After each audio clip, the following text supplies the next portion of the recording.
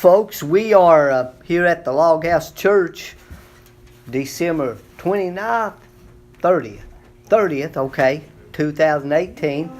But we're going to talk about something today that's been on everybody's minds for the past few days or weeks. Matter of fact, our government is split over this issue right now. And it's the issue of borders, border security, border walls, whatever you want to call it. But right now, part of our government is not functioning because of a lack of support to build a wall on our southern border. We all know the issue. So we want to talk about borders today, and we want to ask some questions, hopefully answer them, and a couple of them would be this.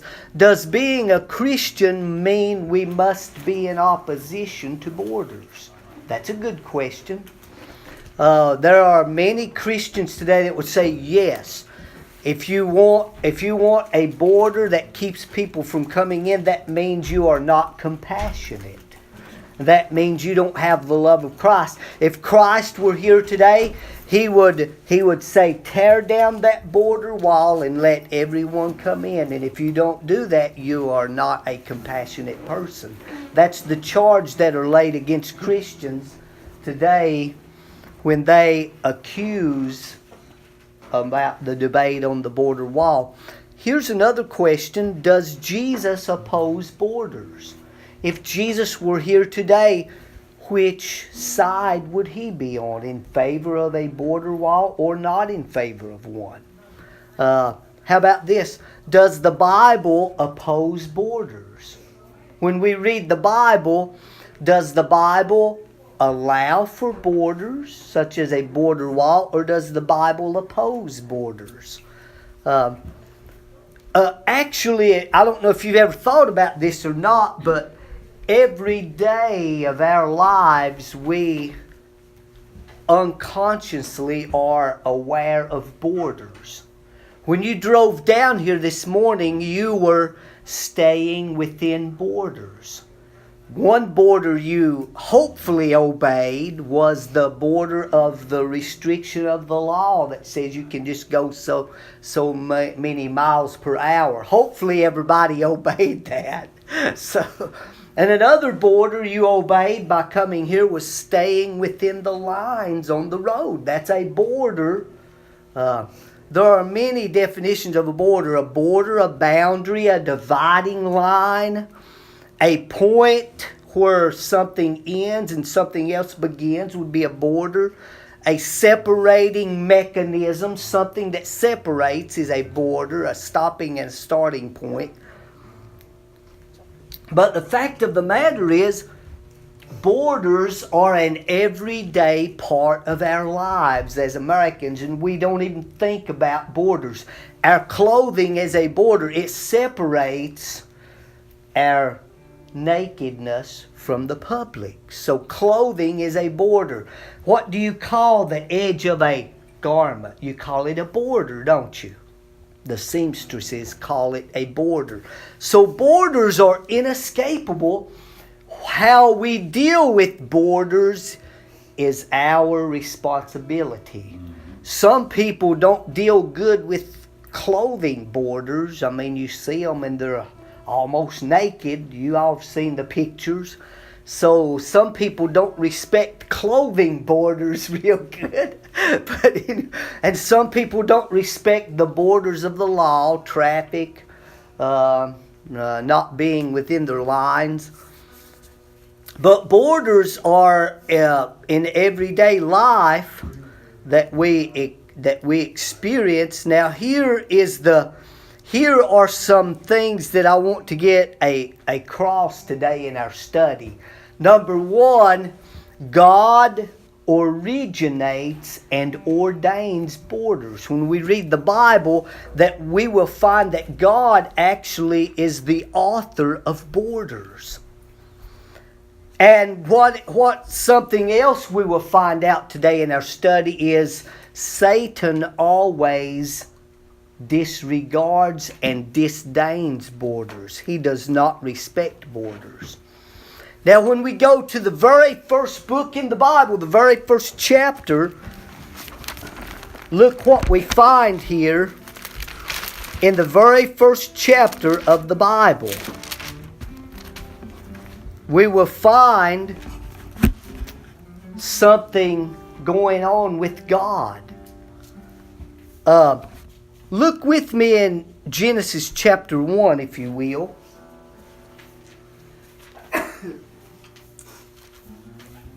And verse 4. And it says, "And God saw the light, that it was good, and God divided the light from the darkness." Right there.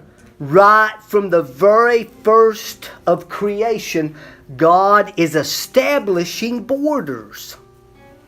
Anytime you see divided in the book of Genesis chapter 1, that is a border that God is establishing.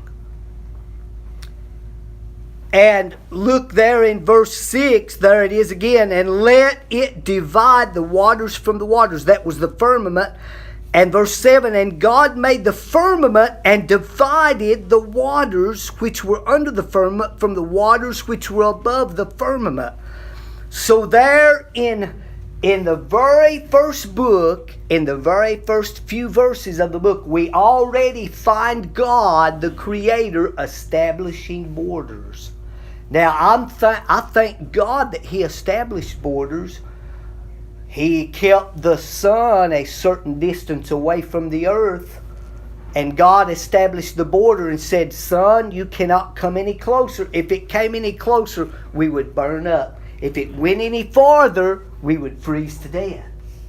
So thank God that He established borders. Think about this.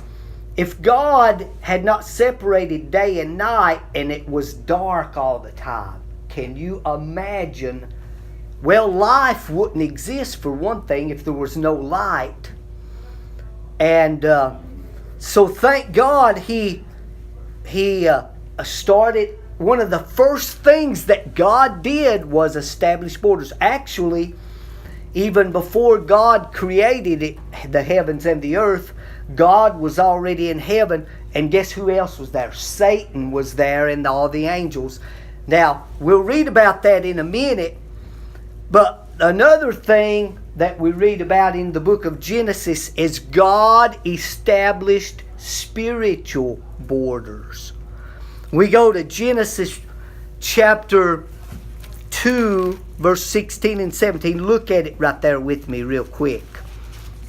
"And the Lord God commanded the man, saying, Of every tree of the garden thou mayest eat freely eat, but of the tree of the knowledge of good and evil thou shalt not eat of it." See, God is establishing a border, a dividing line. "For in the day that thou eatest thereof, thou shalt surely die." God is establishing a no-go zone, or a border, a spiritual border for Adam for his own protection. Now, what we're going to find out is we're going to find someone that absolutely disregarded this border that God set up. Adam and Eve did not disregard it, but they were influenced by someone to absolutely pay no respect to a border that God established. We find it in chapter 3 here, and look what it says. Eve in verse 3 told the serpent, which is Satan, "But of the fruit of the tree which is in the midst of the garden, God hath said, Ye shall not eat of it." So Eve was telling the serpent about this dividing line that God had established. Now let's find out what Satan's reaction to a dividing line is. Verse 4, "And the serpent said unto the woman, Ye shall not surely die." You know what the serpent was telling Eve right now? God is lying to you. You don't need to You don't need to honor that border that God established, that boundary, that dividing line. Why? God knows that if you do that, you'll be like Him, and God is just scared that you'll be like Him. He was using subtlety to influence Eve, and of course she influenced Adam later, and they sinned, and we know the result of that. You go read in the book of Romans in chapter 5, almost an entire chapter describes what happened when Satan influenced Eve to disregard and disrespect a boundary line that God had established. So we find in the very first few chapters of the Bible two important things. Number one, that God originated and established boundaries. Number two, Satan is the one that disrespects and disregards and seeks to erase boundaries that God has established. So in the very first few chapters of the Bible, we already have found out some great truths when it comes to borders. Number one, God establishes them. He originates them. He ordains them. Satan disrespects borders. Actually, Satan was already disrespecting borders even before the earth existed.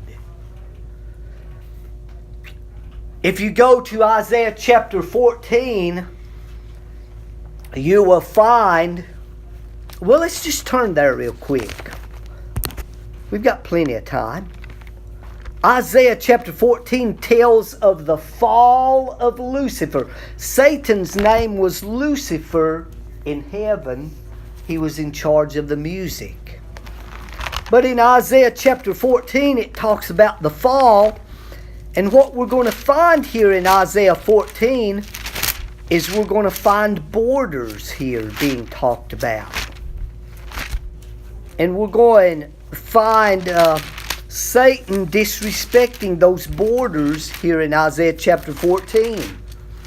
So look here in verse 12. How art thou fallen from heaven, O Lucifer, son of the morning? How art thou cut down to the ground, which did weaken the nations? So this is talking about him being cast out of heaven. So why was he cast out of heaven? Basically because he had a disrespect for the laws of God, the physical borders that were in heaven. Actually, in heaven, God was separated from His created beings in heaven. We're going to find in this portion of Scripture. For thou hast said in thine heart, I will ascend into heaven. I will exalt my throne above the stars of heaven.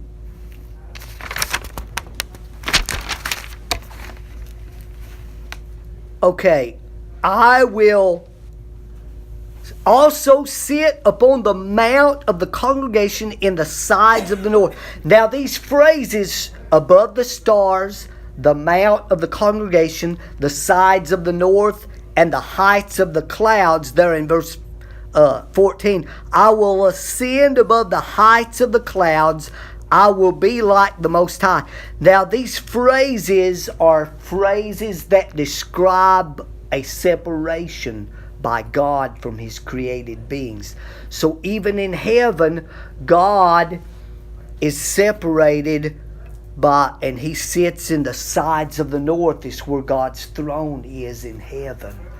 And Satan, there came a time in heaven when Satan decided he was no longer going to respect the separation between him, a created being, and God, His creator.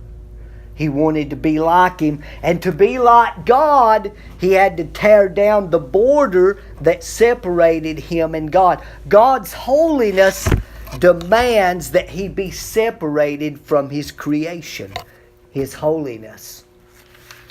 But Satan disrespected that holiness, and at the same time he disrespected God's holiness, he disrespected God's borders, and God cast him out of heaven because of that. So we find that the disrespect of borders has a satanic origin.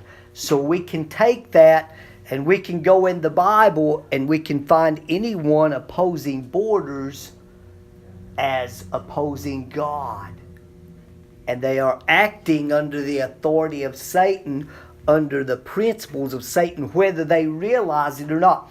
Did you know that you can be doing Satan's work and not even know it? Did you know that? We've read about that. Peter, when he took the Lord aside, Peter basically told the Lord, it's not supposed to happen this way.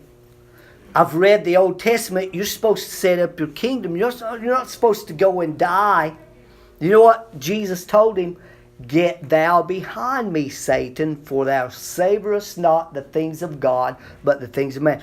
Peter unwittingly, at that moment, was serving Satan's purpose and not God's purpose. So there are Christians today, folks, in the world that if they are against borders, unwittingly they are promoting a satanic agenda and not a godly and biblical agenda. They may have never thought about it before, but it's absolutely the truth. Borders are ordained of God. Without borders, what do we have? Anarchy. We have chaos, anarchy. So we've established that borders are godly and the disrespect of them are satanic. When we go to the Tower of Babel in Genesis chapter 11, we will, first of all, if you read chapter 11, I would recommend you read chapter 10 first, because in chapter 10, God is taking the sons of Noah and their generations, and God is putting them in different places. Okay? But when we get to chapter 11, these people have come together and they're going to build a tower. And we're finding that they are beginning to disrespect the borders that God put them in. They no longer want to be a separated group of people. They want to do away with all borders, come together as one people. And we're going to find in Genesis chapter 11 the mindset when we erase borders, when humanity develops the mindset of erasing borders that God has established. At the same time, they develop a mindset that we don't need God anymore. After all, we're all coming together. Who needs God anymore? And that was the mindset that came with the disregard of borders in the people, the ancient people in the Bible, and the building of the Tower of Babel. If you go there really quick and read a little bit of it, Genesis chapter 11, there are some clues in these verses. Look what verse 4 says. And they said, go to, let us build a city and a tower. Now I want you to notice this phrase, whose top may reach unto heaven. If we look into that phrase, we get a clue that these people were saying, we no longer need God anymore. We can get to heaven ourselves. If we just do away with all borders and become one people, we don't need God anymore. And folks, that mindset is still alive 6,000 years later. Let me give you an example of that. In the 2016 election, we had two basic candidates. One was for a border wall, and one was against a border wall. I don't have to tell you who it was. You already know who was for one and who was against one. Now let me give you,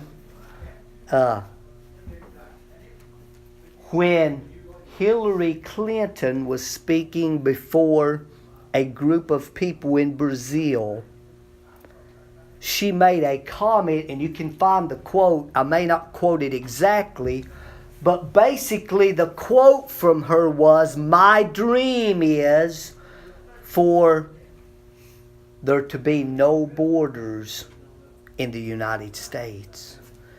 And there are people, folks, in our country that it is their goal to do away with our borders and to establish a one world order. And of course that's going to happen. It's going to happen. The Bible speaks about it. But if we're going to become one people, what has to happen? Borders have to be erased. Nations can no longer be sovereign nations if we're going to be one group of people. There's a term that we've heard more and more in the past few years, and that is a world community, a world people, a worldwide community. And more people are talking about that, coming together as one. But that was the difference in the candidates back then. So that's something important that I believe we need to know. The Tower of Babel, they start coming together, uniting, being as one. And God came down and scattered them all over the face of the earth. And God made sure that they would not disrespect borders anymore. You know how He did that? By confusing their languages. So that if they mingled together again, there would be confusion and they would not be capable of becoming one anymore. So by God dividing them, it tells us that the erasing of borders are anti-God and anti-biblical. God established the borders. They disrespected them. It originated from Satan. So we can make the implication that anyone that seeks to erase borders are acting from satanic principles and not godly and biblical principles. We can draw that biblical conclusion from what we've learned so far. Now, let's go. Basically, the people during that time said, we don't need God and we don't need His borders. Good morning, brother. We're talking about God and borders this morning because everybody's talking about it. And what we've done so far, Brother Combs, is we've established that God originated and ordained borders, but Satan has always opposed borders. And we looked at Satan, the serpent, causing Eve to disrespect the spiritual border of the tree of the knowledge of good and evil. And actually he was cast out of heaven because he disrespected God's throne in the north and wanted to be like God. And now we're looking at the people of ancient Babel. In chapter 10, God established them in different places. But by chapter 11, they were coming together wanting to be one people. And to do that, we must do away with borders to become one people. And that's exactly what they did. And along with the disdain and disrespect for borders came the mindset of we don't need God anymore. Anytime you disrespect borders, you are at the same time saying we don't need God anymore, because God is the one that ordained borders. We found that out. First thing God started doing in Genesis chapter 1, by dividing the darkness and light, He was establishing borders. And man, when he disregards spiritual or physical borders, that's a sign that he is acting under the authority of Satan and not God. So anyone that wants to do away with borders, they need to know that that originated with Satan himself. We've established that in the Bible. So when they sinned in the Tower of Babel, They were sinning by disrespecting physical borders or barriers or boundaries or dividing lines by coming together as one when God had separated them. And they were disrespecting also a spiritual boundary. The boundary that says man cannot get to God by himself. Amen. And by building that tower, they said we can reach into heaven. Yeah. They were disrespecting the boundary line of God's holiness. They were basically saying we can be just like God. We don't need to respect His holiness anymore by doing that. We saw Satan cast out of heaven in Isaiah chapter 14 because of a disrespect for borders and God. So we found that all disdain, disrespect, and disregard for borders is satanic in origin. It was 6,000 years ago and it still is today. It's still satanic in origin. What about today? I mean, there are some Christians that will say, if we want a wall and we don't want certain people to come in, that means we're not compassionate, and that means we're not Christ-like. After all, if we were Christ-like, we would tear down the walls and we would welcome everyone in. That's what Christ would do. That's the charge from even some of our fellow professing Christians. That's always the charge that is laid at you. You are charged with being incompassionate and unchristlike by certain Christians today if you are for establishing borders, and not only establishing borders but enforcing borders. I mean, if you build a wall but you've got a door and you still let everyone in, that's not enforcing a border. So what about today? Didn't things change when Jesus came about? I mean, after all, Jesus preached the Sermon on the Mount that said, love your enemies, do good to them that hate you. And doesn't doing good to them that hate you and your enemies mean welcoming them in? Now, there are one of the people that have wagged their fingers at Christians is Pope Francis. And Pope Francis charged you and I that are in favor of a southern border of being incompassionate and not Christ-like. But here's the thing. Vatican City is its own city in the world. And if you look at an aerial photo of Vatican City, guess what you see? Big old wall all around. And no one gets in without being invited. That's right. Now you and I and the professing Christians that would lay the charge to us that we're incompassionate would not accept the charge from us that they are incompassionate for not leaving their doors open at night at their homes. Mm-hmm. They would say, no, I lock my door because someone may come in that I don't want in uninvited and do harm to us.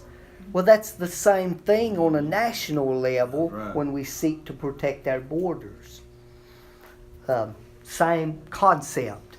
So the same people that would charge you and I of being incompassionate refuse to accept the charge themselves of being incompassionate, such as the Pope for not opening the gates to the Vatican, like Glenn was saying.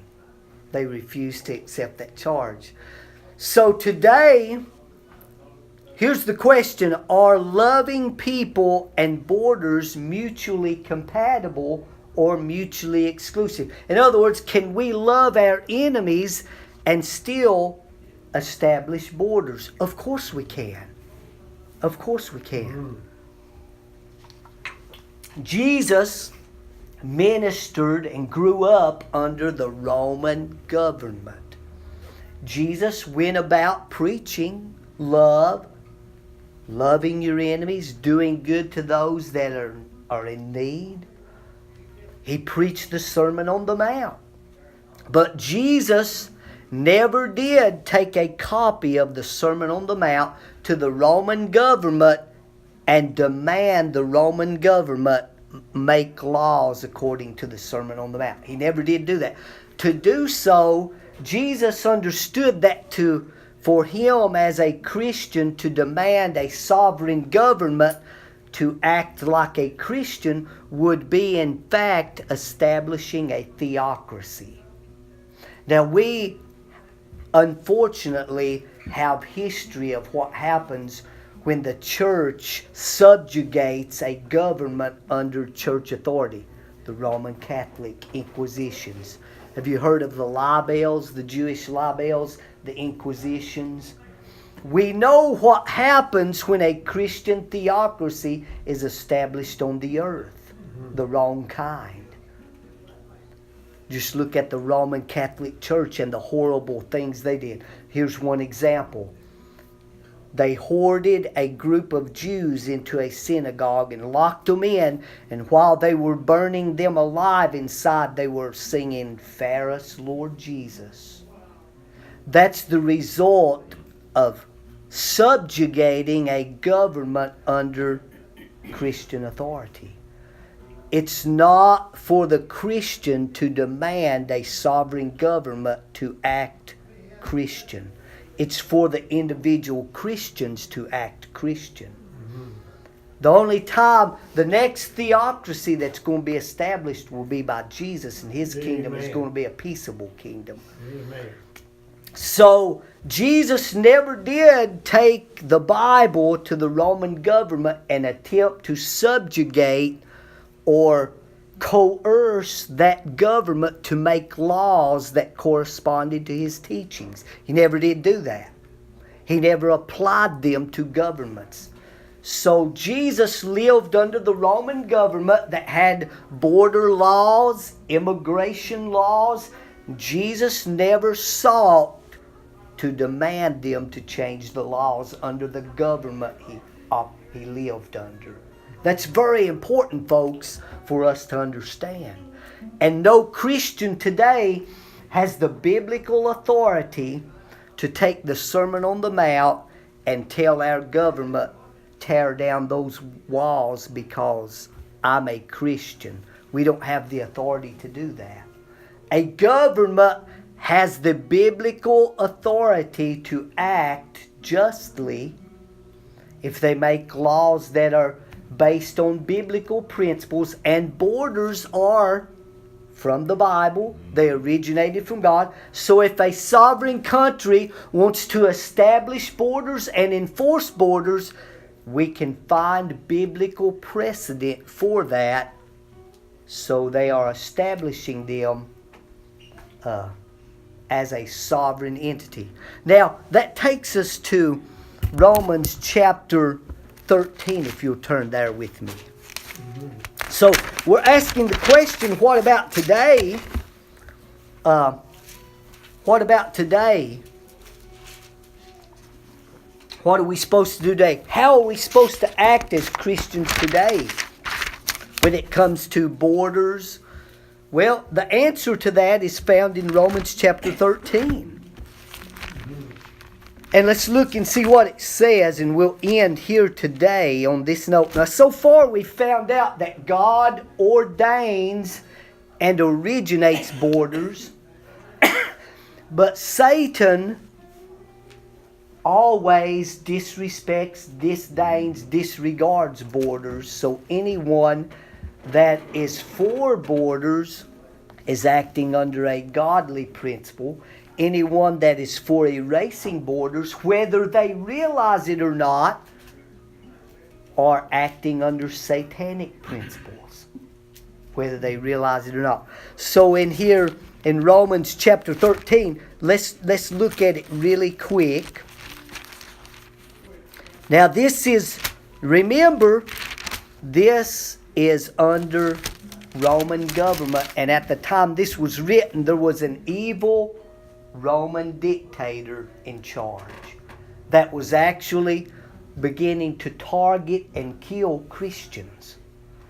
But here's what Paul said. Here's what Paul directed the church at Rome to do.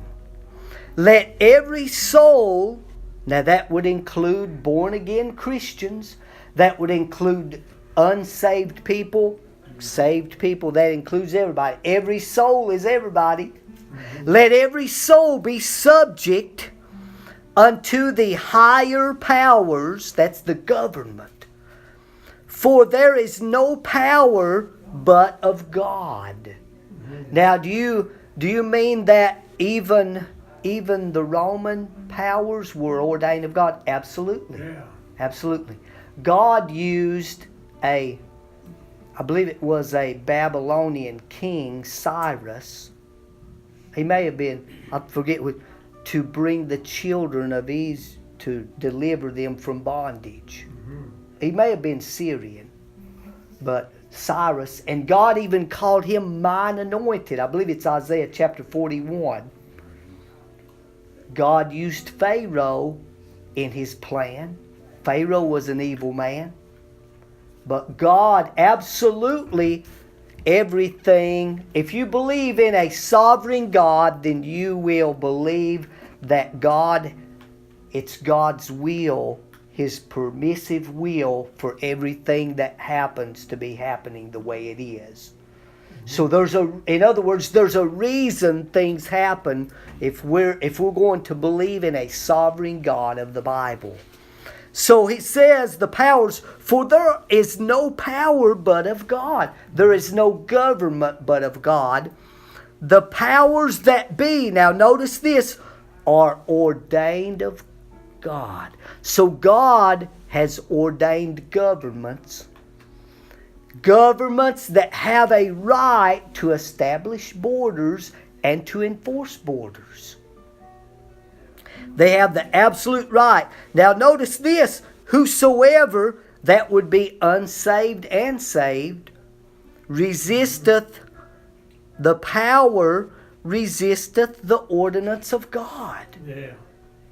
So think about that, Christian, before you start resisting the government that are basing laws upon something we can find in the Bible, borders. Now, it's another thing that if we oppose laws that are anti-biblical, such as abortion, that's another story. Because abortion is murder. But borders and boundaries are found all throughout the Bible. For rulers and they that resist shall receive to themselves damnation. For rulers are not a terror to good works, but to the evil. Wilt thou then not be afraid of the power? Do that which is good, and thou shalt have praise of the same. For, now I want you to notice this. This is talking about the government. For he is the minister of God to thee for good. So the basic establishment of a government is to protect law-abiding citizens and to punish law-breaking citizens. There is a boundary. Any American citizen is right now either a law-abider or a lawbreaker. And guess what? There's a boundary, a border, that if you cross that border, you will go from being a law-abiding citizen to a law-breaking citizen, and you deserve the punishment that comes your way. Now, our country has laws on the books right now that says if you cross our border, a God-ordained border, illegally, you are to be punished. But our leaders have refused to enforce those laws. So, in Romans 13, we find absolutely today that Christians are to obey God-ordained laws that come from the Bible. Right. And certainly border security, border enforcement would come under that. Any time that we erase a border physically or spiritually, nothing good is going to come from it. It didn't come. Nothing good came at Babylon. anytime you find that, when they cross the threshold or the boundary and committed sin, such as Sodom and Gomorrah, nothing good ever came from that. And folks, nothing good is going to come from Americans that are in favor of erasing borders. They are God ordained, they are Satan opposed, and we need to go with the Bible. So this study will be on online if you want anybody to listen to it.